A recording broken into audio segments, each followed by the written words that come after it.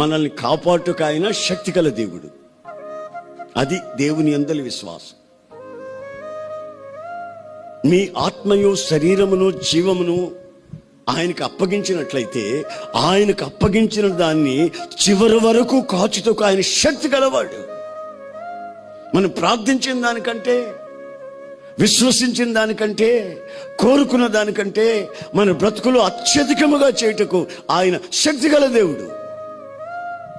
ఆయన శక్తిని విశ్వసించి అనాలోచనగా మనకు అర్థం ఏమీ లేకపోయినా, ఏ జవాబులు మనకు రాకపోయినా, మనం ఆయనను విశ్వసించి ముందు కాలు పెట్టామనుకోండి, కాపాడుటకు ఆయన సమర్థుడు.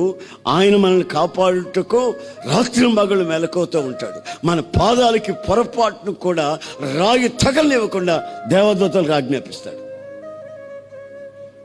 హలో దేవదూతలు రండి, ఇవి నా బిడ్డలు నాకు అప్పచెప్పుకున్నారు, వాళ్ళ పాదాలకు రాయి తగలకూడదు, చూసుకోపండి అంటే రాత్రింబగళ్ళు వాళ్ళు వచ్చి నీ కాలుకి రాయి కూడా తగలని కూడా చూసుకుంటారు.